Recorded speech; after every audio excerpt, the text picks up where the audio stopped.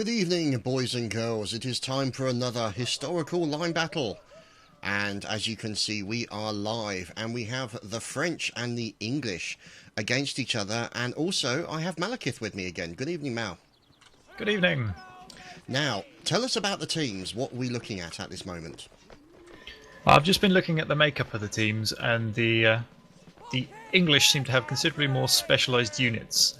They've got 3 line regiments, 1 skirmisher, 1 artillery and 1 cavalry, whereas the French have 4 lines, one of which is rather large, and then some artillery. They don't seem to have any skirmishers or cavalry to back them up, which will obviously impact their tactics quite significantly. Indeed, yeah, it definitely appears to be the case. Now, I can see they are limbering up the RT. Now, one thing I did notice is the English actually limbered up their RT, or loaded their RT before they limbered it up and transported it so that they can get a shot off as quickly as possible. Now, I'm just over at the French spawn, and I see what you mean about huge amounts of line infantry here. A very nice double rank making their way off here. Let's see who these fellas are. Looks like they're making their way over to the right hand side of the map towards, I think, the windmill. So we're looking at, this is the 6TE, Dasbrot leading his troops into battle, and we're also being followed by the 60th. There's Peter Broetz, also leading his guys into the same direction as another regiment. So essentially it looks like 3 lines. There you go, the 93rd under Captain Charles MacDonald, making their way over in the direction of the windmill, which we can see just over the far side. Now, obviously, it depends on how these guys get themselves set up. A lot of flat land will, I would have thought, make things a little bit more difficult for the artillery, because you don't have the hill that you can plant the gun on to get that extra line of sight now. Yeah, without a hill to set up on, it does make things more difficult. It's not normally so bad in open terrain, but with the amount of trees here, this will severely impact their vision, which is why the French artillery is heading off to the more open side of the map, but they are completely unsupported, so if the English cavalry spot them, that will be the end of them rather rapidly. Yeah, I'm surprised they do not have any line infantry supporting them. Yeah, I can see them moving over to what I suppose you could say is a gentle hill, or a gentle hump over here. Okay, that probably sounded bad. But they are setting up, it gives them line of sight, but as you can see, obviously there are plenty of trees and vineyards in between that and their line of sight, as you just told us about earlier. Now, what I'm going to do is look at see what the English regiments are doing. Now, it looks like we've got the artillery have not moved forward much beyond the actual spawn point. They are using cover of trees. They do have a couple of lines nearby them to support them. I don't know to what level they're actually going to have proper support. And it looks like we've got line infantries here for the English, the skirmishers making their way out, and also the line infantry making their way over to one of the vineyards nearby the church over towards the north. So looking towards the church at the moment in the direction of the windmill. I'm just going to move up there to see if anybody's making any movements. What can you see out there, Mel, at the moment? The British are playing very defensive. They've picked some good positions for their cannon. They've got a wide line of fire in most directions. That vineyard with the trees may give them some problems if the French attack through it. They've got 2 of their lines supporting them. They do have the advantage of the cavalry, who can move around to react quickly. But I think their skirmishers are going to be key if they can use them, because they can run in and harass quite happily without enemy cavalry to come and suppress them. They've pretty much got free rein on this map. Yeah, those cavalry could end up being quite dangerous for the French troops. However, I think they'll have to do a good job of actually, they've got to pick their time absolutely perfectly, because otherwise they'll come under the withering fire of the sheer amount of line troops that the French are deploying on the battlefield at the moment, Mal. Yeah, if you look towards the French, you can see one column basically heading straight towards the British artillery, and they are putting these trees directly in the line of fire, so the British cannot see them coming particularly well. It's probably the optimal direction to attack from, and they are going full force for it. The British's lack of scouting means they haven't spotted the enemy artillery is unsupported, but they are reacting in the right direction with the majority of their troops, so we should see some good fighting. Yeah, looking forward to that. Now, obviously, the French making use of the available cover. From what I can see, it looks like one of the commanders for the English is actually spotting them out, finding out what's going on, and you've obviously got the cavalry there supporting the line. So this is combined troops going on here, so a combination of line infantry supporting cavalry and so on and so forth. Now I just noticed that the French who are making their way over on the right hand side of the map, far by the edge of the map, have actually now turned back and moved back towards the cover of trees. Now obviously they decided they didn't want to get caught out in the position that they were moving towards. They would have come under fire from cavalry and also from line troops, so smart move there maybe by the French, moving back for the support of their team. Yeah, I think they had the right idea advancing forward to those trees, but the rest of their team didn't come, so they did make the better tactical choice in returning to the positions of their friends. It looks like the French are trying to dig in the corner and sit down and make the British come to them. An interesting choice for the British is their selection of cavalry. They've actually gone for dragoons, which means they can ride up quite quickly, unleash a volley of fire as long as they're formed up, and then bug out again, ready to come back later. So that could be quite a good harassment tool in combination with their skirmishers. Yeah, looking at the French at the moment, obviously you've got what looks to be double ranked. Oh no, they've gone back to single ranked, and there are a couple of double ranked regiments in there at the moment. Fire coming in from them, and one thing I am noticing is the fact that they are trying to take out those skirmishers, maybe do a little bit of damage to the cavalry as best they can. They're being very ambitious with the amount of distance that they've got. I don't know if it's actually going to do them any good. The skirmishers might have the advantage of the extra length of the bullet, basically being able to be more accurate. Those Baker rifles doing their thing. But what concerns me also is that the French do not, where they are at the moment, they are isolated from what could be the support of their own artillery. Now. Yeah, they've put a lot of trees between them and their artillery. There is no way their guns can support them where they currently are. The other thing I'm noticing is they're aiming very high, trying to lob their bullets down onto the enemy. It doesn't prove particularly effective. So we'll see how that goes. But here comes a fight, so you might want to take over now. Okay, let's see if we can lock in to see what's going on. If we can find out where these buggers are. As we've got the cavalry moving on. There we go. In come the line infantry there. That looks like they've moved up to the line of trees. 18TS and the 4E having a little bit of a battle. Let's see if we can lock in, see what's going on. There we go. You can see the fire coming in. Oh, look at that. Lovely fire coming in as it looks like a contingent. There we go. A line from the English moved up to the line of trees, engaged them. And I think we ought to definitely give mention to Mac, who's already died in the first 10 minutes of the game. So, oh, fire coming in from the 6TE, doing a great job. Devastating fire into the English line. Those guys are going to have to move back. Now, I'm surprised they didn't actually use more of the woods for cover. Now, obviously, rules denote that they have to be in the line. Now, here come the cavalry mound. Now, the question is, have they got the timing right? I don't think they have. The full enemy line is formed up and looking their direction. It's not going to go well for them or their horses. Yeah. Apparently, as Max said, that escalated rather quickly.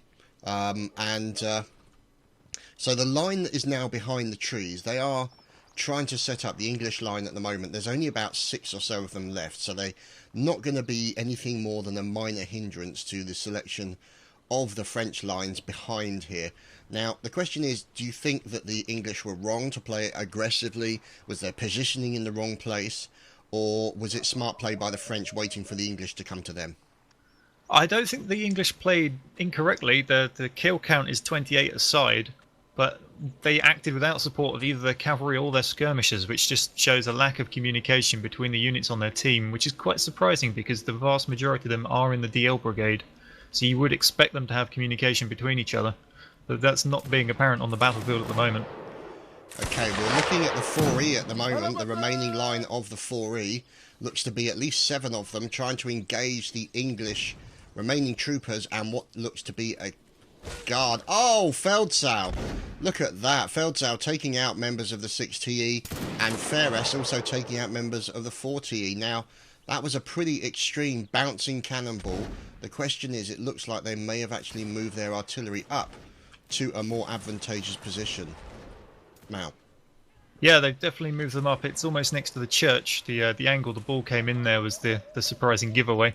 They've hidden one gun behind the other, which could result in some interesting team kills if they're not careful, and will definitely prevent the use of canister on that rear gun.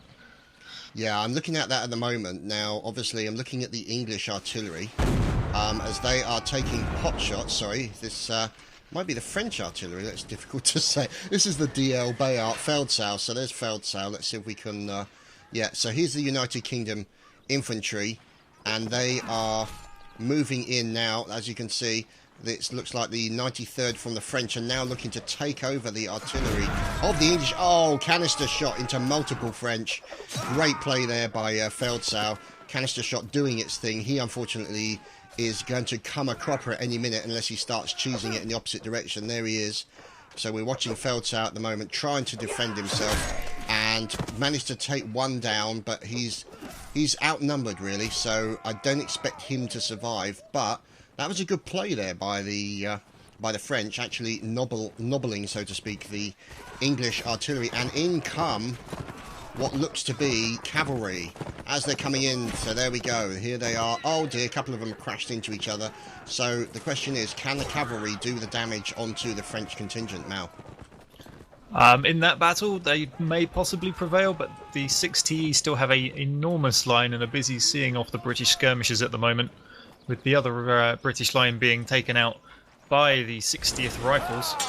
They're down to one man apiece in that fight. It's currently just spinning circles around each other. Yeah. So I think in the long run, the French have definitely got the advantage here. Yeah, looking at the numbers, 34 against 14 in favour of the French. So we're looking at 60 Dasbrot there. And let's see if we can lock in on remaining members of the English. So you've got these cavalrymen out there. Now the thing is, obviously, when you come charging in on the cavalry horse, you've still got to be careful because those bayonets have got a reasonably good reach. Once they dehorse you, depending on how you get dehorsed, you crash to the ground, and you've got to try and recover as quickly as possible before a smart player comes in and stabs you before you can even get off the ground, Mal. Yeah, we just saw that with Lucas there. If you had the camera on him, his horse gets taken out. He never even had a chance to get up off the floor before the bayonet finished him there. Momentum in this game works both ways. Although your horse may be going fast to give you damage to your sword, it means the bayonet coming back the other way is equally as damaging. Yeah, so it looks like... Oh, nice shot there by Fratello, who just killed somebody called Wodan. So it seems that Wodan dies in this game as well. So let's see what's going on as you've got more of the French there. Looks like one of the cavalrymen just get taken down. Oh, there we go. Sitar being taken down. Another sabre swing by the remaining man. And let's see if we can take out the last member, surviving member of SA Dragoons, Fleet Admiral Whoop. Oh, stab, sir. That was beautiful. So the question is he going to try and push his luck? No, it looks like he's decided to cheese it in the opposite direction and hide behind a tree. So he is getting away from the Dragoon, who has now been dehorsed. We've just moved in on some fire coming in from the French line, as it looks like they are absolutely butchering these skirmishers. Now. I can't actually see the remains of the skirmishers. Give me a moment. Correction. No, it appears to be Scots Guards there. My mistake. So that was the 40ES finally getting taken down. As we've got Private Toby there. The 93rd, who are over not far from the churchyard. Looks like they're moving back towards the church now. Coming in from the east, as far as I can see. Past a rather strangely placed cannon. Which seem to be looking down towards the French spawn. Possibly one of the enemies. Now, there's only 4 United Kingdom troops left. Let's see if we can lock them in. Okay, so, Generalissime, who is currently AFK. And let's see if we can find the other guy. So there's Ferras, who... These are the last 3 guys. This appears to be an artillery contingent, and they've got a howitzer. This is going to make things interesting. Yeah, the problem with the howitzer is the canister shot on it, due to the arc aiming up, is a lot more difficult to aim than the flat cannon, and the explosive shell will be no use at all at close range or with the uphill arc that they seem to have to fire at the French here. Yeah, unfortunately also for them is the fact that the French line has found them. Looks like they're setting up in the small line, trying to take out the guy who's arming. They're firing back, and oh, there we go. Brendel gets taken down. He's going to have to move that cannon quick. I don't think he's going to be able to move the cannon quick enough in time before the French are on him. No, there they are. They're on him, and they go for a kill, but unfortunately, he was unsuccessful. So it looks like the sole remaining member there of the artillery brigade now taken down, and they even killed the horses. And the French have won the first round, so a good play there by the French, and we shall move on to the next round. Be right back. Okay, and so we're here at the next round. Now, obviously that was a win for the French. What do you think they did right compared to the English there, Mal? I think the key thing there was that they were working together. You saw the French units stay very close together, with the exception of the artillery and possibly that line that pushed up a little bit too far, but then instantly came back to the rest of the team. And just that teamwork and staying together, I think, is what kept them alive there. Yeah, it definitely appeared to be the case. You saw a couple of the English infantry regiments get isolated, and obviously the cavalry wasn't as effective or as dangerous as we thought they might be, Mal. Yeah, I think the key role the cavalry should be doing, now they realise that the enemy has no cavalry or skirmishers, is trying to target their artillery as quickly as possible, and then just looking for opportunities. They missed the opportunity to support the British line when it moved up through the trees, as did the skirmishers. I had no idea where they were. They were nowhere in sight of that fight. So the British just need to stay closer together and work more as a team. Okay, so let's see if we can lock in to see how the French are setting up at the moment. Now, obviously, the previous time, they sent a large amount of lines over towards the windmill, and then obviously to the west, I say the northwest of the windmill, in that corner of the map. Now, the question is whether or not they're going to go for the same strategy, as it proved to be successful. Obviously, the part of the enjoyment of this game is knowing what your enemy's going to do. Do you repeat the same tactics once you know it's been successful, or do you keep it fresh and keep it different every time, Mal? It really depends on your enemy. Sometimes you can just get away with repeating the same thing over and over again if they don't learn from their mistakes. One thing the French have done this turn is they brought their artillery with them, so it's not gone off on its own to sit there doing nothing for the event. So you may even see better teamwork this round again compared to the last one. So if the British don't work together, they could be in for a full-on rout. Yeah, now what I'm wondering is whether or not they're going to put the artillery up on one of the hills by the northwest of the windmill, because that will give them a good look over to the English spawn and give them a wide circle of fire, or arc of fire I suppose you should say. Now obviously the French, being a little bit more aggressive, they are moving towards the hamlet and the vineyards nearby the windmill, so whether or not they're going to actually hold up there, I don't know what they're actually planning to do. How do you think they're going to work this one, Mel? I suspect the artillery will head for that rise in the corner of the map just to try and get them some vision up above tree level.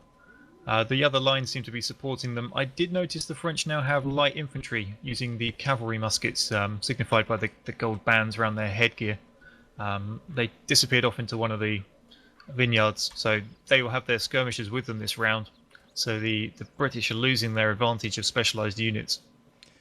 Now, I can see the cavalry for the English. Looks like they are holed up in one of the forests to the west of the church, and it looks like the English have actually moved quite aggressively up to the church and are looking to use the church as a sort of central point of attack. Maybe also the advantage it will give them of defending behind brick walls, maybe give them additional bit of cover, but I suppose it also saves on time because you don't have to go too far to bury the corpses. Now, They don't appear to actually be a graveyard, so maybe that'll be a new addition they're putting in this summer. well, I don't know, it looks like a graveyard in the actual church here. It's either that or strange mounds with bits of wood in front of them, but I could be wrong. Oh yes, I see it. The other side of the church. I was looking at the units on the rear side of the church, which is I think what they're using it for. They seem to be using it as cover from the enemy spotters at the moment, but I don't think they realise the French have come quite so far across the map yet. Yeah. They should really be wheeling round if they want to continue that. I'm going to hide behind the building technique. Now, I noticed that they've learnt their lesson from the previous setup with having the guns actually side by side. However, the English here Looking at their setup within the trees, obviously making use of the cover of the trees. One of them slightly out further than they should be, to be honest. But looking at it, the English have actually showed that their artillery is being very aggressive. Now, the question is, what will the French artillery do? It does seem to be deploying a lot earlier than I thought it would. I would have thought they'd have gone for higher ground, but they seem to be setting up and digging in defences with their attached sapper so that they can just return fire. But there is a slope going on here, and the trees will mask that slope, so it should be very difficult to judge your shots unless you've got a clear line of fire through the trees.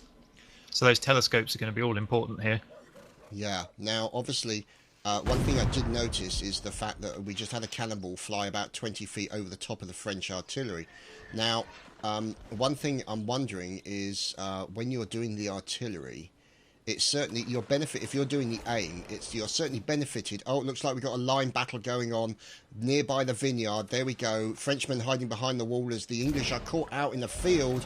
Few Frenchmen being taken down. Looks like line infantry and Scots guards moving into position. There goes the fire from the 60E, taking down members of DL. They are going down. And here we go. Looks like it's all kicking off now. Very unfortunate for these English guys. They are caught out in the middle of the field. And I think it's fair to say that they will lose this battle. What's your thoughts, Mal? Yep, they've been snuck up on by 3 French lines, 2 of which have a low wall for cover. One came out of the vineyard, so they may not have even seen they were there. The British are unsupported, in the open, and with lower numbers. There's only really one way this can turn out.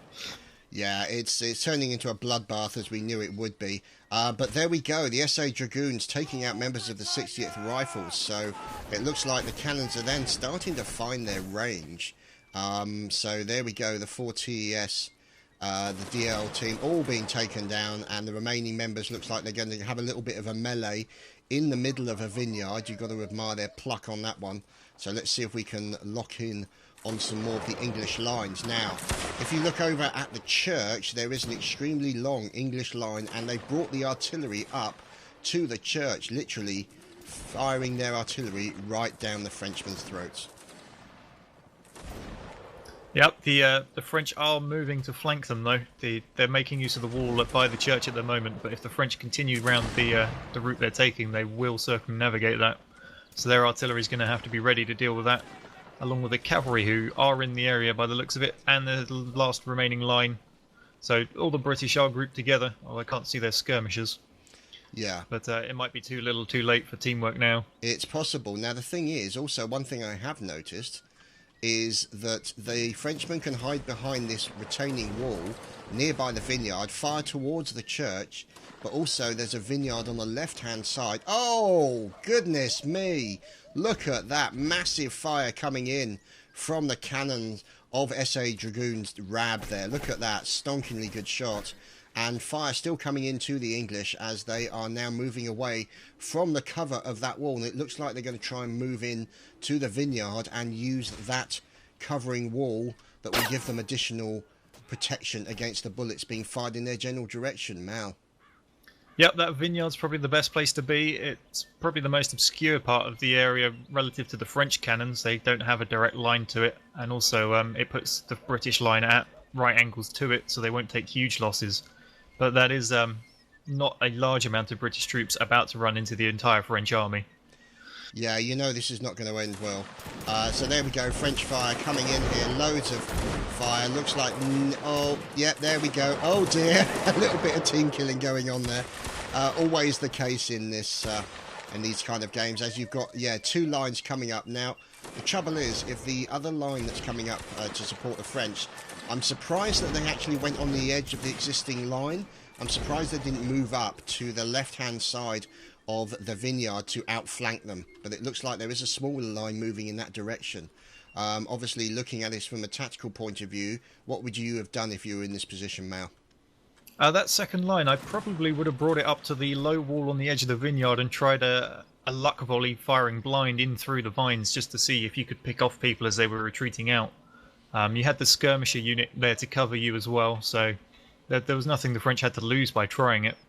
Oh, this is going to get nasty. Look at this. It looks like the French are sneaking up behind the infantry around the back of the vineyard. Oh, there we go. It looks like a little bit of fire coming in, and it's going to turn into a mass melee scrum. This is going to get really nasty. So, as you can see, French fire coming in. Whoops, a daisy. No shooting in charge, no shooting out of formation. So there we go. As you can see, I think it's pretty much all over for the English contingent here, as we've got a lone Englishman making his way over. There's James Wolfe from the 60th, going in for the flag bearer. He wants to get the Imperial Eagle off him.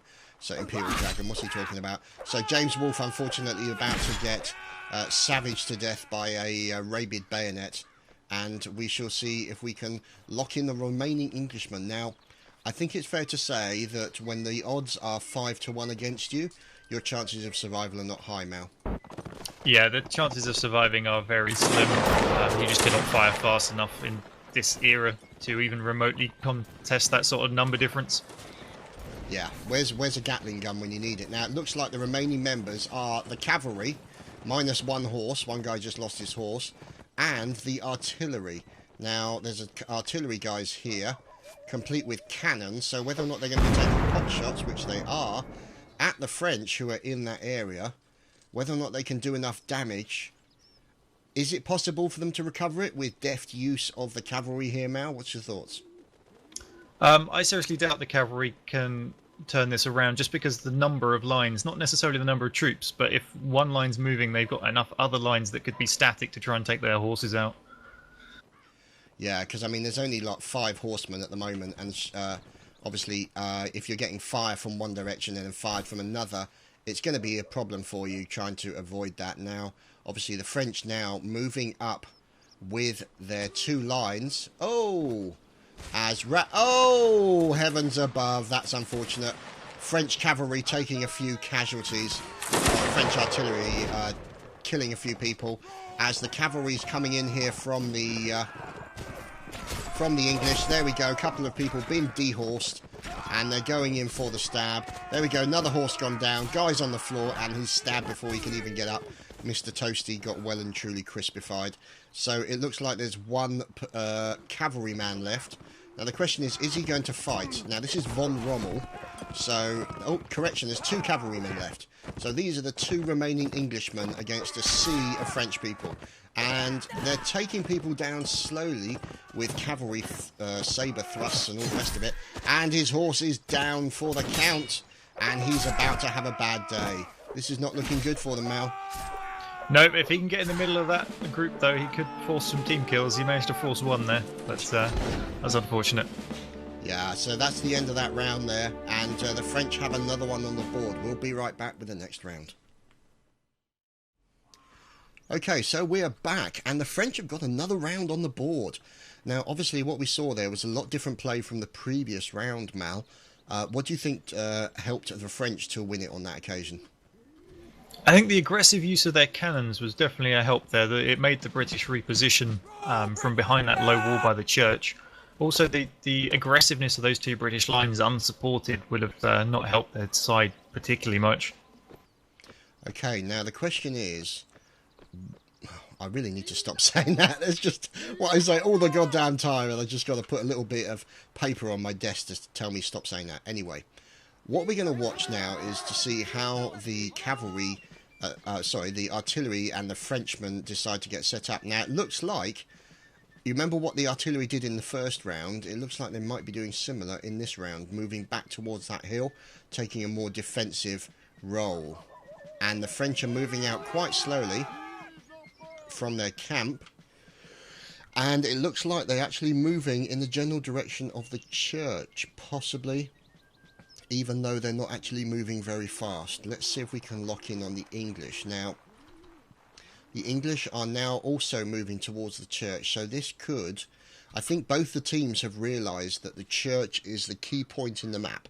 He who controls the church has best visibility, I suppose you could say, for all over the place. What do you think, Mel?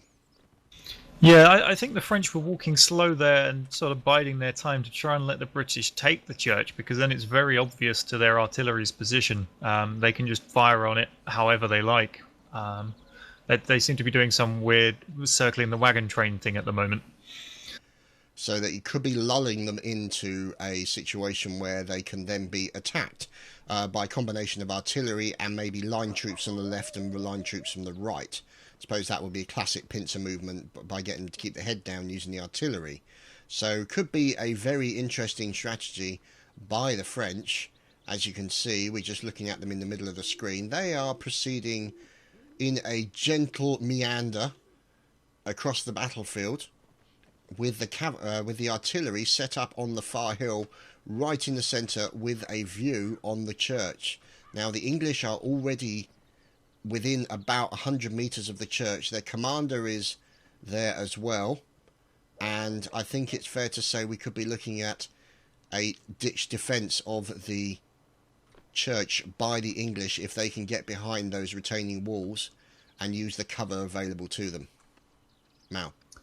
Yeah, the infantry are definitely going full force at the church. Their cavalry, however, have gone up to the north edge of the map by the windmill. I think they may be trying to look for opportunities to take out an artillery in transit, but whether they will spot that it's actually on the map edge completely undefended will depend on whether their officer makes good use of his telescope or not. He does seem to be using it at the moment, so it's whether he sees them through the trees, and them firing will obviously give them away with the smoke cloud, so he may be able to take advantage of this. Yeah, now we're looking at, looks like a line infantry setting up by one of the vineyards, not far from the windmill, and it looks like, the question is, oh, the cavalry is charging towards them from the rear. Oh, no, one of the other lines has caught their back and has seen them. Now, oh, they've taken down a couple of members of the cavalry. Now, the thing is, what I don't understand is why the cavalry decided to stand and fire. When they saw the line moving towards them, why did they not turn and flee? Mal. I think they were trying to sneak up on people, but to be honest, horses are just not quiet enough to sneak up on anyone. And especially with the ghost cam setting, as soon as somebody on either team dies, they're going to relay to their team where everyone is. So trying to sneak up on units is not the best tactic to be going with. I think personally they should have focused on the artillery position. It's completely undefended apart from the couple of guards they've got, and it seems to be where they're heading now. Yeah, now I'm looking at the church at the moment, and it seems that the placement of the cannons by the English has been by the French has been quite good, because they can essentially bounce cannonballs directly in towards the English defensive line and cause as much damage as possible. Now I notice also that the French have now brought up their artillery. They are determined to defend this church from all comers. And they are also using... Oh, goodness me. Holy crap. Wow. What the bloody hell just happened there? I would imagine the French were moving up in line formation and... no, possibly not. The British would have been moving up in line formation, sorry. And the French cannons caught them completely off guard. Possibly as they came round behind the house, if they were set up behind that building. Well, it may have just gone clean through. I was looking at it. I was just watching it. If you look at the line of bouncing craters, for some reason the cannonball clipped through the house and killed the guys hiding behind the house, which I think is an unfortunate downside maybe of the engine. But that cannonball was not stopped by the building. Very unfortunate there for the English. They've lost a significant number of troops now, and they now know that they cannot hide behind that wall for cover that they require. That church is not going to give them the cover that they need, and they've decided to move out, and it looks like we're going to be having a line battle out by one of the retaining walls. Mal. Yeah, I believe from the engine's perspective, if the object is not destructible, then cannonballs pass through it. I think that is how it works. There may be exceptions, but things like destructible walls will normally stop the ball going through it because it takes the damage, so to say. Yeah. So hiding behind that church is apparently not a good plan because it is not destructible. Well, I guess they know now, so unfortunately, I think for their own sake, it probably would have been better if they'd known beforehand, but these things happen. Certainly the artillerymen's doing quite well with 23 kills and 1 death, and we're watching a little bit of offensive fluting by Chadman here for the 6TE. Can't beat a little bit of musician loving on the battlefield, as this line battle is going quite well, as you can see. They've managed to trim a huge amount of the French line here. Quite a few of them have gone down, And there's more of these English. Oh, there we go. Their commander goes in, tries to sabre a few people. As we've got line battles going on all over the place. Another line of, looks like Scots Guards here supporting the standard line troops as they're now moving in to clear up the remainder of the French. So a good standard line battle there, as far as I could see, Mal. It turned out pretty well for the English this time.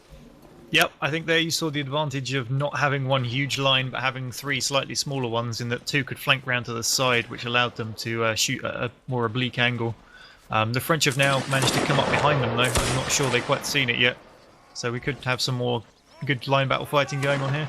Yeah, it looks like that they decided not to actually stop as a line because they don't have a formation, and they've decided to charge in and start the melee. So, huge amount of melee going on, and you've also got this small line over by the trees, and the other line of Scots Guards who are trying to repel borders against a smaller section of line infantry who are now moving out from the church and are moving up closer down the throat, so to speak, of the English troops. I think they're going to try and move in.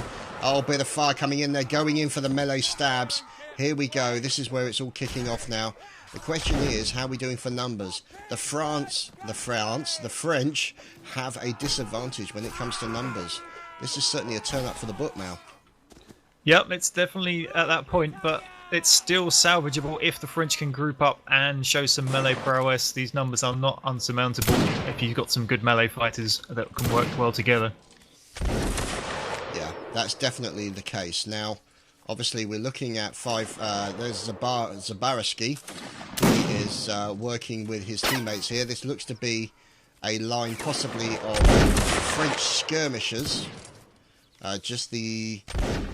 Let's see where they're located. Yeah, not far from the church.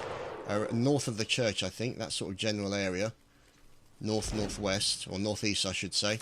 And the remaining line infantry of the English now moving out. Now, they've got 11 to 22. So, this 60th line that we're looking at the moment seems to be doing pretty well.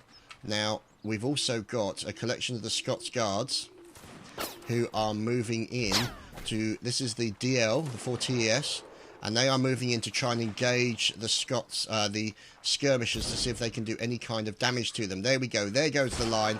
Oh, one of them dies almost immediately, and they're now moving in to chase away those skirmishers, and it's looking not good for the French. Oh, correction.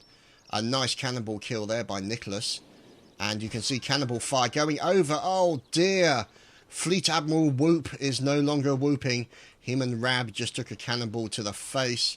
And the French are now down to 8 people. And I think that's all they are. This skirmisher line that we're looking at hiding behind the retaining wall now. Yeah, the big disadvantage these skirmishers are going to have is they all selected cavalry muskets, which do not have the bayonet on. They reload slightly faster. But the downside is they don't have that bayonet, so as soon as the British get into melee, they're going to have a distinct advantage. Yeah, as you can see now, one of the commanders, Peter Groats, moving in with the sabres. So it's going to be very unfortunate now. The skirmishers deciding to cheese it into the horizon, so to speak. Now, one thing that's quite interesting is the issue of targeting of officers. Now, obviously, for those of you who are not aware of the historical implications, a lot of these officers who were in the battles were essentially quite rich, from quite well-bred families, so to speak, so therefore it was not regarded as gentlemanly behaviour to target officers in warfare. Now, obviously, that kind of rule is they try to have it in this game, but you can never say when a hapless officer will catch a bullet in the face, Mal. Yeah, in some cases it is fairly obvious. For example, some officers will purposely stand a mile off to the side of their line and they still end up catching that random musket that certainly wasn't aimed at them if you ask the person who fired it. But yeah, at the time, officers would be paroled and ransomed off to the enemies to swap for their own captured officers. But the people tried to do their best to enforce the rules, but as always, with the modern times of hitting high priority targets, it kind of transfers into this game. Everyone likes to shoot an officer sometimes. Says he as an officer. Okay, we'll move on to the next round and we shall be right back. Hey guys, we're back with the latest round. Now, obviously, he had to do a quick reset of the map, so that was a first round win for the English. Now, obviously, as you said previously, they did it slightly different. Rather than one big line, they did multiple lines. Do you think that's what won it for them, Mal? I think it definitely contributes to it. If you can get it working together, then not having one huge line is extremely beneficial. If you can come up on an enemy line at about a 45-degree angle, if you look at them from that perspective, you can barely make any gaps between the units, especially if they're in double rank. That just makes a much denser target, which will take far more casualties from fire. Which is why I found it very interesting that one of the French units was actually lining up, I believe it's the 93rd, and trying to shoot at the enemy at that sort of 45-degree angle, which would just expose them to huge amounts of return fire. Now, we're also going to be looking at doing a fun round after 2 rounds of this. So, the fun round always tends to be quite silly, in my experience. Obviously, we've seen partisans versus rockets and all sorts of other silliness like that. A key part of this community, I've found, is that after a good hard game, you like to have a bit of fun. Has this always been the case in the community, Mal? Yep, as far back as I remember, even before Napoleonic Wars, which would have been the mountain musket mod, there has always been a round on the end, which is either gratuitous amounts of team killing or something equally silly as rockets versus partisans. Yeah, it's all part of the fun. Now, obviously, the sides have changed. Everyone takes an officer. That's going to be an interesting fun round. The sides have obviously, the spawns have moved around. So the English are now where the French was and the French are now where the English was. Now, we're obviously following the English cavalry at the moment, and they are moving up to where the French corralled themselves on the corner of the map, I think the northwest corner, by the hamlet and the vineyard. Now, what is going on with the English?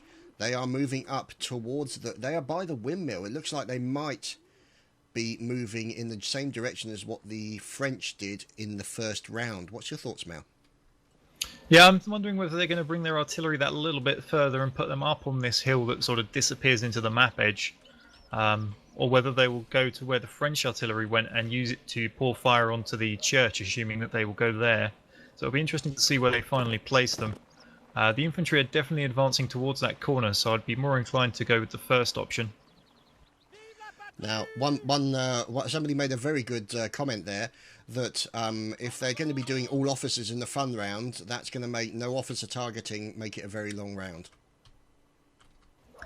To be fair, with those pistols, it's not difficult to miss all the officers, even as much as you do try to hit them. Yeah, I can quite imagine that. Now, I notice also that the English lines are moving to the left-hand corner of the map, and the French lines are moving to the left-hand corner of the map. So this could turn out to be an interesting line battle. Even though the lines are a little bit scrappy at the moment, the cavalry are currently closing in on the artillery if they're willing to risk it. Okay, let's see if we can lock in. Here we go. We're looking at the cavalry at the moment, the DL5TES KDR, as they are now moving in, looking for an opportunity. There we go. I think they have seen the artillery. The question is, has the artillery seen them? That they found the commander. This could be unfortunate for them. So there's the cavalry trying to take out the artillery. Let's see what's going on. There we go. In come the sabres. Loads of sabry goodness coming in, and I think it's fair to say that the French artillery has been well and truly dealt with. Now, obviously, yeah, they're taking down the engineer. No amounts of defensive will stop that. So, yeah, they're getting in there. They're getting down and dirty. And that's really going to hurt the French for this particular round. Well-timed attack by the cavalry. Yep, that was very well spotted by whether it was the officer or the general. Both of them seem to be in the area with their telescopes. It's whether they can now use the cavalry to help out with this line battle that's going on between the two sets of trees. They may be able to bring them in behind the French in the forest, but there is a third French line moving in that could cut them off from trying that tactic. Yeah, we're looking at the Scots Guards in the first line of trees, and also, obviously, the other line of guys. There's the 13TS, and looking over another line, the 60th Rifles.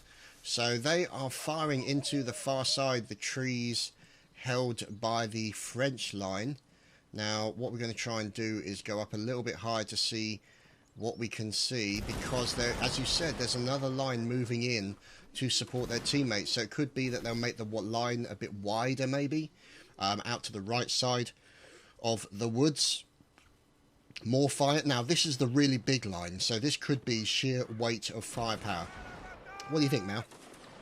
I think they'll either form up and go for the sheer weight of firepower, or they may, if they've got the coordination, have the other units try to suppress the enemy while they punch up the map edge and try to actually flank the entire British army. Well, speaking of flanking, can you see the cavalry moving up by the hamlet? This could be very nasty indeed. Yeah, I think it could be the cavalry moving up here, and let's see what they're up to. So yeah, it looks like the English cavalry here moving up on the right-hand side. Now the question is, what kind of effect will they have on this battle, especially from the point of view of the English, and how will the French need to adapt to this particular occurrence? I don't think they can go do too much directly at the moment. The formed up French lines would cut their horses to shreds if they did try a frontal assault. It's more just a sort of a deterrent to stop the French coming in. And also a very rapid reaction force for protecting the British guns, which are now set up on the hillside and pouring fire in on the French, which I think is why they're moving away from that area, because they've been catching cannonballs. Yeah, that's obviously, needless to say, not good for your general health. There is Grenadier Major LaSalle, and taking a couple of bullets here as the line is now lining up. So here's the 4E getting all set up. And as you can see, fire coming in. Now, the thing is, these guys are actually out in the field. There's a 93rd in there with them as well. I'd noticed also that they're out in the field. Is it a wise idea to stand and shoot in the field? Is it better to move and try and flank your enemy, Mal? Being in the field itself isn't such a bad thing. My main concern for them at the moment is as they flank round, they keep turning back in to try and face the British infantry, which is putting them more and more in line with the English artillery if it manages to get a shot through. Okay, so let's see if we can find out what's going on with the lines in the woods, courtesy of the English. The lines are still reasonable amount of numbers. Moving over to the far right-hand side, the line on the far right has taken quite a few casualties, but now has been bolstered by the Scots Guards of the TES and also the 3 TES. So it's going to be interesting to see how they go. There we go. There is the artillery doing a little bit of damage to the 4E. They are now backing off, and the question is what is going to happen next, because you can see the cavalry now very tentatively moving onto the battlefield now. Yeah, I still don't think it's the right time for the cavalry. I think they need to wait until melee's engaged between the line infantry units and then come sweeping in from behind. And even if they don't get a lot of kills themselves, using the horse to knock down Frenchmen for the bayonet troops to then finish off is also a very good tactic. Yeah, now I notice also the French on the far left-hand side of the woods have gone ultra-aggressive. They are now firing and moving forward, although it looks a little bit messy at the moment. Looks like they're trying to get into the line. Now, obviously, speaking from the point of view of actually playing the game, Mal, what kind of problems do you have when trying to get everybody into a line? Do the models kind of click with each other, cause problems? Because obviously this is game-related problems that would not so much affect people in real life, Mal. Some of the biggest problems are the result of lag. You'll find that people, obviously there's a different amount of delay between everyone, so I may tell them to stop and stop my character, but there's that delay until it registers on their screen, so they may overshoot and then they'll compensate, and then the person next to them has to compensate for them compensating, and it just ends up in a ripple effect, resulting in utter chaos on the opposite end of the line. Yeah, but I suppose that kind of thing is just, it takes practice and it takes drilling and people essentially doing as they're told, really. I mean, would you describe this as a team game, because it's not so much the contribution of the team per se, it's more to do with the actual commanders stating the strategy? I'm interested to know your thoughts on that, Mel. At a higher level, I think that it's the commanders that get the troops in the position to deal the damage, but it's always the individual ability of the troops to actually deal it in the end. If they don't practice their shooting or they don't practice their melee, they'll be severely outclassed by someone that does. But equally, if you've got a horrible commander that can't get them in the position to use those skills, that's going to have a negative impact. So I think it's a bit of both, really. Yeah, now obviously it gets a little bit more complicated. You know, when people play Counter-Strike, it's 5-man side. We're talking regiments upwards of 50 to 100 people. So it makes things extremely complicated from a communications point of view. Obviously, in the case of 77Y, you guys have a lot of people available, and you are kind of on the same team speak. So that gives you, to a certain degree, an advantage when it comes to communications. How have you found working with other regiments in these kind of battles? Is it kind of an unspoken understanding, or is it done by voice chat? With other regiments, it's never normally done with voice chat. They normally always have their own communication system.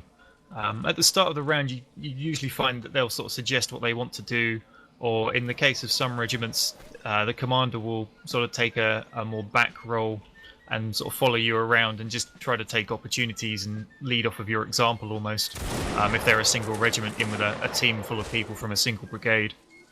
But it really does depend on the independent regiments. Some will just run off and do entirely their own thing, which is never really particularly beneficial. Understandable, yeah. Now, looking at the DL, the 18TS and the 40ES, nice withering fire into the French as they have taken a little bit of fire. They're now trying to get out of there as quickly as possible. There's a lot of fire going on between the English and the French at the moment. The line is moved up from the trees towards the vineyard. Looks like they're moving to one side as we're hearing a little bit of stabby goings on. Let's see if we can lock in those guys. There we go. There's a fight in the vineyard going on between the English and the French. I think it's fair to say it's quite even at the moment. You've got the commander for the English out there as well with his spyglass. He's not going to do much good. No, he's getting off his horse, so he's going to spyglass into there. Now, in comes the cavalry. This is exactly the kind of opportunistic moment you said that they were waiting for, Mal. Yep, sweeping in there, possibly a bit earlier in the fight to try and have had a few more of the British left alive, but you wait until the enemy's fully focused on trying to melee fight some ground troops, and then you just come in from the rear or the side, and just simply knocking them on the floor is more than enough to throw most of them off their game while you deal some silly amount of damage to them. You don't even have to come around for a second pass in most cases. You can just ride straight off to another target afterwards. Yeah, now just looking at the control of the Scots Guards here, who made their way round to the left of a line, even though they were under fire, so they could form up a line and then pour fire into the French line that was literally no more than 15 or 20 feet away from them. Now, that kind of thing obviously takes a certain amount of discipline, because not everybody wants to catch a bullet in the face. However, it turns out that the Scots Guards are suffering as a result of that, as they're down on numbers, and Saftladen is the last man to perish, as the commander is also out there as well. He's about to get horse battered, as you can see. He's got some of his cavalry around him, and there's a final Frenchman remaining there. Now the question is, can he take him down? There we go. So Blocher there taking down Rip Van Hal, and let's have a look at the numbers. 31 to 5.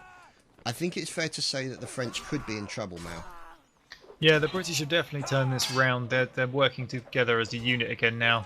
I still think the cavalry are leaving it a little late to come into the fights. They could have saved more of their own troops if they'd come in slightly earlier. But then if they're preserving their own numbers to try and make better use of them, that's always a valid excuse, really. Okay, well, so another round on the board for the English. Now, am I correct in thinking that's 2-all, with maybe one round remaining? Yep, this is the decider, and then it's on to the fun round for gratuitous team killing, I'm sure. Excellent. Right, we'll be back with the next round, guys.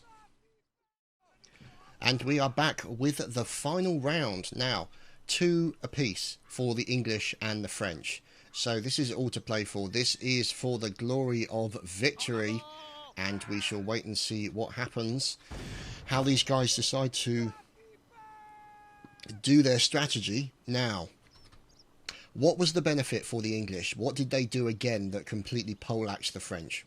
Mal? From looking at their troops, they look like they've dropped their skirmishers and swapped to an extra line. I guess they're feeling the melee's probably where they've got their advantage, and just working together with lines. They definitely had a lot more cooperation that time. all forming up together in that tree line, just trying to have some long-range engagements while the cavalry took the opportunistic attack on their artillery. And then just trying to pin the French there while their artillery did the damage was definitely the right tactical choice. They seem to have really brought it together the last 2 rounds. Now, when you say long-range engagements, obviously with the exceptions of the rifles, these weapons were not really known for their long-range ability. What is the advantage of a long-range engagement in this kind of battle? From the perspective of the line infantry, absolutely nothing. But from the overall British perspective there, it was to try and pin the French in position so their cannons could deal the real damage. Right, so basically get them to keep their heads down while the cannons pick them off one by one and thin their numbers, so to speak. Yeah, it's the sort of gut reaction that you must return fire. The French all stopped lined up and decided to return fire rather than trying to outmaneuver them. Well, that's also a strategy that actually has come to the fore in other kind of wars. So the use of machine guns in World War II, keep the enemies pinned with machine guns and then follow it up with mortars to take them out. So it seems to be a strategy that's continued over wars across the ages now, and it seems to be a effective tactic for this particular map. Yeah, it's very effective in this map, especially when you don't know where the enemy artillery is. The British seem to be doing a very good job of moving it quite regularly, which is always a nice thing to see, because the French will reposition to avoid it, and then the British move it up, hide it in a different set of trees. And as long as that first cannonball does devastating damage, it's a complete surprise to the French troops receiving it. Definitely. Now, obviously, based on their previous experience, I don't even though the English suffered from a cataclysmic amount of losses at the church on one of those rounds, I don't think they'll make the habit of hiding it behind buildings again. I think they've learnt that lesson once already. Yeah, they've definitely learnt that lesson. Hills are nearly always the best bet. There is a small section at the top of a hill where you can't see the cannon, but the ball will sort of do a strange bounce thing and still come and get you, so they will have to watch for that. Personal experience of that, it's not nice. Yeah, I understand that. I understand where you're coming from. So now you can see here a smallish line of the French, far left-hand side. Now this is interesting. The French, it looks like, have decided to push down to the far left-hand side very aggressively to try and stop. Do you think maybe the English getting into that tree line again and having the battle that they had previously? As you can see, now they're about to have a battle in the middle of this field now. Yeah, the problem is that the French haven't gone full force. One of their lines is still hiding back by their artillery. Their skirmishers are in the middle of nowhere, sort of sandwiched between the 2 units. Their artillery is set up though, and if the French engage the British at that angle, you may see some huge casualties if these cannons can get their hits in.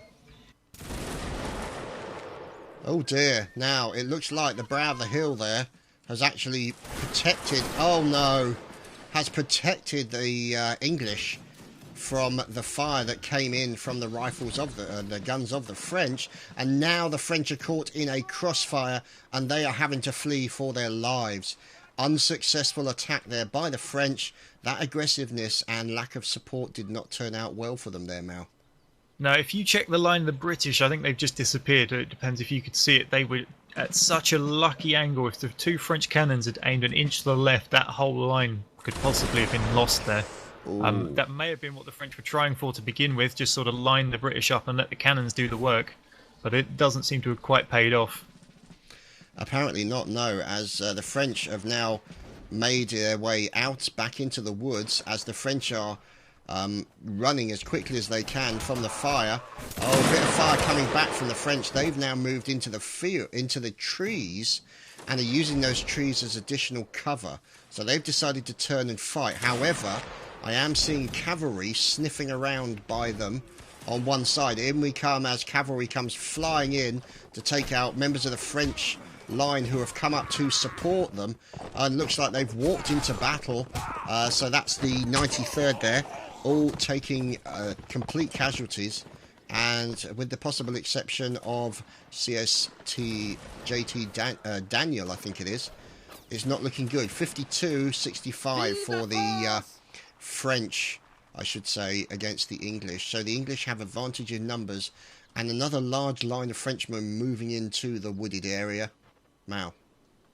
Yeah, the 93rd there seemed to have sort of surrendered the round, basically. They walked towards the enemy, completely ignored the cavalry that attacked them from behind, And I think as poetic justice for coming up with that order, their commander caught a friendly cannonball to the back of the face. Irony. Irony and karma, it's a bitch, what can we say? So, looking at the English now, it looks like they've got a pretty good hold on this area. You see Scots Guards in there, you can see standard line infantry in the middle of the hill, and another line looking after the right-hand side of the hill. Or, sorry, the dip on the right-hand side. Now, obviously, that line, there's another line who have moved up to be a little bit more aggressive, firing into the trees at the retreating French line. Now, looking in the trees, oh my goodness, lots of French casualties in the trees here. As we're moving over to see, looks like a line of skirmishers by the French. Now, as you can see, it looks like they've gone for non-bayoneted guns yet again there, Mal. Yeah, they do give a much faster reload rate and I think a slight increase to accuracy. So it is the usual selection for light infantry or the skirmishers in the French's case because they don't have any rifles. But they're not using them aggressively enough. They're sitting far too far away and treating them like a modern sniper rifle, which they most certainly are not. It's not that much of an increase in accuracy. Their main advantage comes from being able to spread out, which they're currently not doing. They're nicely lining up to catch bullets there. They should be far more spread out than that and being a lot more aggressive and supportive of their line troops. Now, I also noticed that while the skirmishers are engaging them out in the field, the French have now moved back to this vineyard and hamlet and are defending from that point. Now, the only thing that kind of worries me is whether or not they're going to suddenly get jumped on by the cavalry. If the cavalry decide to wheel round the back and attack them from the rear, that's going to cause them major problems. Mal. Yep, that or the artillery, I believe, could possibly get a shot in that will deal significant damage to that grenadier line if it stayed on that wall it was on. I think they've realised and are possibly moving into the house now. That house will be destructible, so it should block cannonballs if they are inside. But the outer walls I'm not so sure on. Now, when it comes to the actual artillery, I'm just looking around the map. Here we go. I found SA Dragoons Alan Bastard. Great name, by the way. So I'm looking at the French artillery at the moment, taking pot shots at the English lines, and you can see another French line moving up by the fences outside this vineyard. As you can see, we're moving over to the housing area to find out where all that fire is coming from. There we go. Line infantries of the English moving up. Let's see if we can lock in to see where the remainder of the French line is. The French are currently in the house, which the British are about to charge, so you may see some house-to-house fighting here. This could be interesting. So, let's see what happens as we seem to have automatically transported up to the top level. Here we go. The French are now defending in the house. And there's a bit of fire coming in. How did he miss that commander? There we go. The commander goes in for the charge in the house, and fire going left, right and centre. Lots of team kills to be expected in house-to-house fighting. Yeah, getting up that stair will be a complete death trap. The 4E have done a very... well, it's the 60E, sorry. Have done a very good job of picking that position. You can have a couple of guys behind the staircase stabbing them in the head as they come up, and then you can have a sort of a cycle of troops firing down it, who then step out to reload after they've done their shot. Except for Grip Van Haal, who managed to fall onto somebody's bayonet and get shot in the head. So, obviously, let's see what's going on. Now, the English are moving up even further into the house, or moving towards the house, I should say. You've also got a very long line of Frenchmen having a nice melee battle with a collection of Scots Guards and now line infantry. 23 in favour of the French. United Kingdom has 36. So, yet again, the United Kingdom has the advantage. Let's see how they get on. We're watching Lance Mack. Hard to believe he's actually survived for longer than 20 minutes. So, he seems to have actually survived that, taking a pot shot on an enemy and missing. As he's got to watch his back as there's there's cavalry behind him. Oh, he takes a bullet there. Looks like he's going to try and go after one of the cavalry and finally gets a sabre across the mush. So, not looking good for the French. 12 versus 28. So, 2-1 in favour. Now, obviously, I think I'm looking at the English artillery having moved yet again. Over by one of the far sides, I suppose you could say, to the far east of the windmill. near the English spawn. Now, we're also looking at Stanislav following up with this line infantry. A pretty substantial line infantry for the English here. Now, the question is, are they going after the French artillery, Mal? They've got the French skirmishers around this tree here trying to protect the artillery, but I think that is their key target. The guys that were left in the house, a couple of the Brits caught onto a brainwave, stood on the outer wall and were firing in the windows, causing huge amounts of casualties, and then dropping off every time a Frenchman's head showed up. So they're mostly dealt with. It is just this artillery piece now. Yeah, pretty much all over for the French, so very unfortunate. And the odd team kill, which always happens in the fun and games that is the melee combat in this game. So 2 remaining French persons on the battlefield. Well, let's see where they can be. They're currently hiding in the top of the building. Mosquito here, and Consuales. So, and they've just toggled beacon on them. Now, you've got to ask, is that fair? Toggling beacon on the enemy when there's only 2 left? In fairness, they knew where they were. It's not like they're hiding in the corner of the map. I think that's a bit unfair, and they should probably turn it off again now that they know where they are in the right direction. I mean, they're trying to bring the game to a close without prolonging it unnecessarily. But knowing the exact position of that guy is a little unfair, especially when you're firing cannons in the window.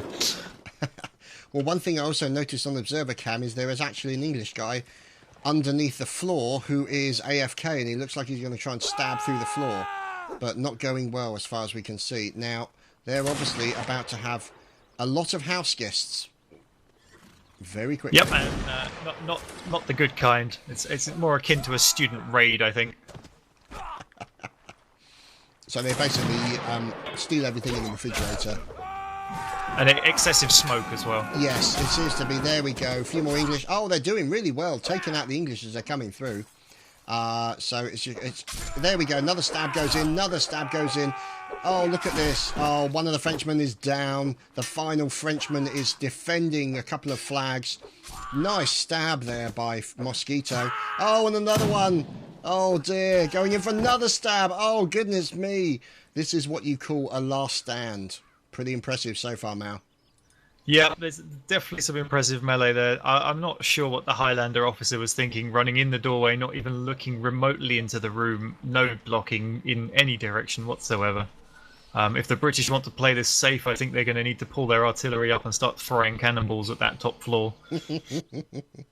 Yeah, better to be safe than sorry. Oh, and he's down. So that didn't go well for that guy. And as you can see, there just seems to be kind of a line of bodies in this building. It's going to start smelling pretty bad soon. More English have arrived, making their way up the stairs. Now, obviously, you're going to see him. There we go. He's missed with the first shot, and he's going in for the melee attack. Oh, dear, and our observer mode seems to have taken us out of the building. Very unfortunate. And now, Recruit Adam managed to team kill his teammate. One thing that happened there was Cutter was still on the wall outside, much like his teammate did earlier, trying to shoot in the window. But as we discussed in the last podcast, the glass was still in the window. Although he could see the back of the head of his target, he still took the shot, and all it did was smash that glass and give away his position. He would have been much better off waiting until he had moved into a position he could actually hit him in. Oh, traded fire, both missed. This should be interesting. And the opposing member decides to cheese it out the back door. So let's see what's going on. There we go. Oh, the final. Oh, lovely stab there from Cutter, and the game is over. And we're on to the fun round. Be right back. So there you have it. That has been a win for the English, 3-2. And that was a very interesting game. The English managed to turn it round after a couple of bad losses in the first 2 rounds. I thought they did a very good job of adapting to the tactics that the French were using there, Mal. Yeah, they really turned that one around. The first 2 rounds were pretty depressing, to be honest. The just complete lack of team cohesion. It was almost like another team when round 3 stepped out.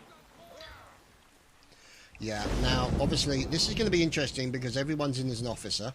So, now, obviously, the officer pistol, not probably the most accurate thing in the world. You'd be more likely to hit if you turned it round and threw it itself like a sort of a boomerang as opposed to trying to use it to shoot anything. I see, and it looks to be a little bit of fifing as well. So there's to be a lot of spyglasses and a bit of drumming going on and a bit of fifing. So this will be an interesting thing to occur. So a lot of officers in this particular area. So I wonder if they're going to try and spyglass them to death. Who's to say, Mal? Oh, I have seen that done before. Just two entire lines sat there spyglassing at each other. If they do go for a full-on pistol sort of line battle, it's a very interesting thing to see. The noise is tremendous, and the rate of fire of them. It's a very amusing thing to see. Hopefully we do get to see that today. Yeah, obviously the map that they've chosen is a little bit on the foggy side, so it's going to make things slightly difficult. So, oh, there's bagpipes. Right, I think they're ready to take on the world as there are now bagpipes. So, aside from... And Feldsau has just assassinated... Officer aiming is allowed. Feldsau has just assassinated one of his colleagues, so... obviously admin abuse going on there. So, let's see. A little bit of fire. Now, I'm not sure whether or not they're actually expected to hit each other from this distance. I think the chances of me growing a fringe are more likely. Well, that would cause a paradox and a half if you ever achieve that. I think the only way I'd actually have a fringe is if I stole one off you. So let's see. It looks like the French now moving up towards the English line, who are looking very nice indeed. Here we go. So now it looks like they're going to form a line there. That looks to be about 50 feet maybe. That is very optimistic for killing anything with these pistols. I mean, you just saw a guy got hit there and he basically just shrugged it off and went, what was that? Yeah, yes, tis but a scratch. So this could be an exercise in futility and otherwise known as comic attempts. So look, as you can see, they're all presenting. And, oh, that's a bit unfortunate for the French as their line wasn't in completely formed. But to be honest, only a couple of people died either side. So it wasn't really much of an issue. But I have to say, oh, the band is actually going to walk right through the middle of the fire. So here's Lands Mac walking with his band right through the middle of the fire. Into the valley of death rode the idiots. So as you can see, Mac doing a great job drumming. And see, this goes to show the utter inaccuracy of these pistols. The band has actually nearly made it through the entire line. Look at that. That is just... The other thing worth noting is Mac has actually taken 2 or 3 hits during that walk, and he's still going. Yeah, he is still going. He's drumming it up a storm, as you can see. So this is, if ever you wanted a physical representation. Oh, there he goes. Mac finally dies, but only because he got team killed, which is kind of, you know, the norm. But yeah, that you couldn't have a better demonstration there of how inaccurate those pistols are. But it's just one of those things. Certainly turning out to be fine. Now that sounds to be a fizzing of an explosive box. It is. So as you can see, the stabbingly goodness is going on, and that has been the fun round. So a very interesting historical battle this evening, Mal. Good play by both teams. Obviously, the English were the victors, and it turned out to be enjoyable. Any last thoughts, Mel? Just that it's really nice to see such a close-fought battle for a change. It'd be nice if teams worked quite so well together more regularly. Yeah, I have heard that mentioned in a couple of line battles where they said, I think somebody said, I've never actually won a line battle that the 77Y invited me to. So... but, you know, that could be one of those things. But, yeah, it's great to see a battle this close. Everything to play for. And a big thanks to both teams. Thank you very much. We enjoyed ourselves immensely, and we look forward to the next one. So, thank you very much for watching, guys. Anything to add, Mal? Nope, that's about it. They're just hunting down the survivors who are fleeing for their lives. In the best traditions of warfare.